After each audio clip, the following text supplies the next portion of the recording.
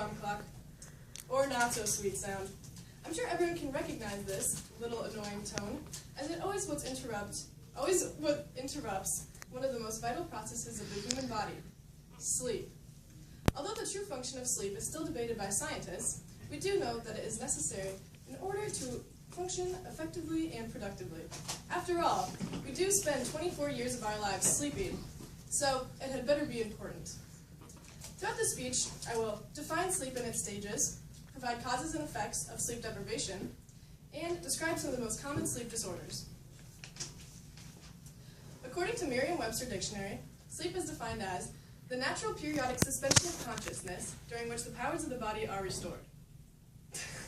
Contrary to common belief that sleep has a diminishing importance, research has proved that it is completely necessary for our bodies to function effectively.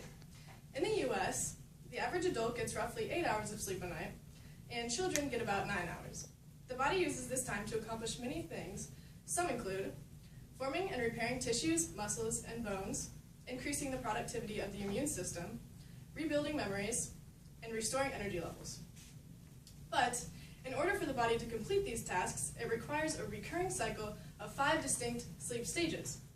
The first 4 are referred to as NREM sleep, or non-rapid eye movement sleep, and the 5th is called REM sleep, or rapid eye movement. Stage 1 is known to be the first 10 minutes of sleep. The breathing tends to slow, and small brain waves called theta waves begin. The person will have closed eyes, but can wake with ease. The person may also experience hypnic myoclonia, which is the falling sensation or the feeling of weightlessness. And next is stage 2, which occurs for about the next 20 minutes. The muscles will continually contract and relax, and the person is definitely asleep, but they may be able to wake without difficulty. The next are stages 3 and 4. This is where they enter deep sleep. If a person is aroused during these stages, they will often be disoriented and need time to gather themselves. Stage 3 is generally a transitional stage leading into a more intense deep sleep of stage 4. And then stage 4 is about 40 minutes long, and near the end is where people may begin sleepwalking or having night terrors, which I'll talk about in a little bit. And then the last stage is REM sleep, which occurs after about 90 minutes of sleeping and then reoccurs about every 90 minutes. Within the first 10 minutes, there's an increase in heart rates, and the eyes begin darting around about every 30 seconds, hence the name rapid eye movement. The motor cortex is active, however, the brainstem blocks messages in order to keep your muscles relaxed, so you're essentially paralyzed. You can be woken up fairly easily, though, since you are more aware of your surroundings. And REM sleep is also generally where dreams occur that you can remember that are emotional, story-like, or richly hallucinatory. But if a person constantly fails to complete all of these stages about 4 times a night, then they will be considered sleep deprived. Sleep deprivation occurs when you constantly fail to get enough sleep over time of like weeks or months or years.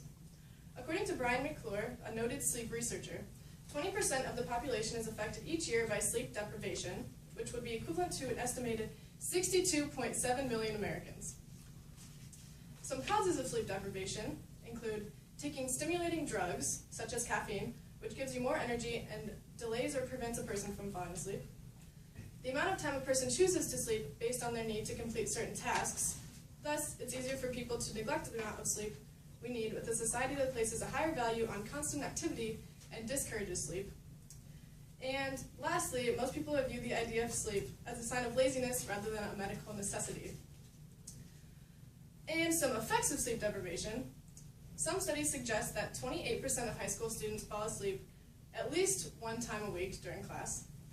But this doesn't compare to sleep researcher William Demet's study at Stanford University, stating that 80% of students are dangerously sleep deprived, and that sleep deprivation entails difficulty studying, diminished productivity, tendency to make mistakes, irritability, and fatigue.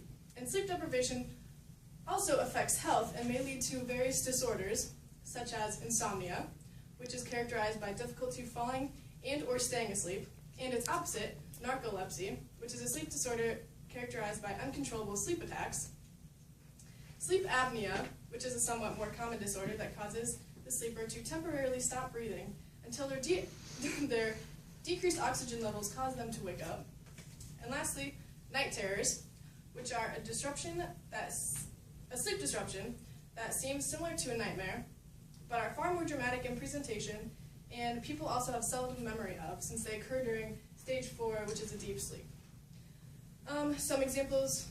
Some effects during night terrors include increased breathing and heart rate, sweating, thrashing around, and acting upset or scared. These generally subside after a few minutes, though. So all of these disorders are just some proof that demonstrate the true significance of sleep. So sleep is crucial for survival. If a person doesn't get the recommended amount of sleep per night with all 5 stages, then the body won't be able to function properly. The constant lack of sleep leads a person to become sleep deprived, which is a serious condition that leads to decreased learning ability, fatigue, irritability, and various disorders such as insomnia, narcolepsy, sleep apnea, and night terrors. Thus, when given the choice between Netflix and sleep, choose to sleep.